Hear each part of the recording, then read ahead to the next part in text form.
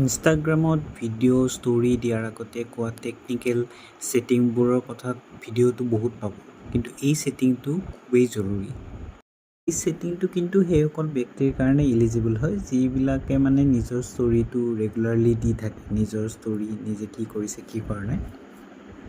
তাৰ কাৰণে কি কৰিব লাগে, যেতিয়া আপুনি ষ্টৰি দিয়ে তাৰপিছত এটা হেবিট থাকে যে ধৰা 12 ঘণ্টামান পিছত চোৱা যায় যে কোনে মোৰ ষ্টৰিটো চিন কৰিলে, কোনে কৰা নাই।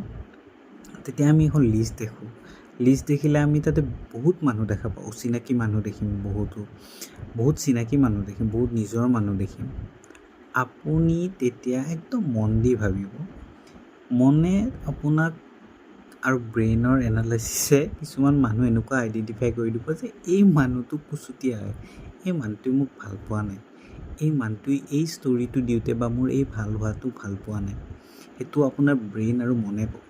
কাৰণ আগতে কি আছিল, আগতে মানুহ এজন লগ পালে আমাৰ মনটোৱে কয় এই মজা মানুহ বা এই খেচৰা, এই অদ্ভুত ভাল লগা নাই।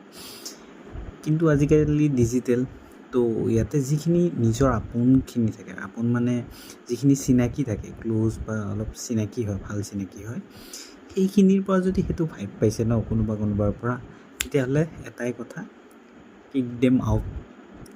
একদম ৰিমুভ কৰি দিয়ক, ব্লক নকৰিব। কিয় ব্লক নকৰিব? আপোনাৰ ছাকচেছ ষ্টৰি ন, আপুনি ছাকচেছ হ'ব। সিহঁতে কষ্ট কৰি চাই থাকক, যদি চাবই মন গৈছে, ষ্টক কৰিব মন গৈছে চাই থাকক, কিন্তু আপুনি ৰিমুভ কৰি দিব।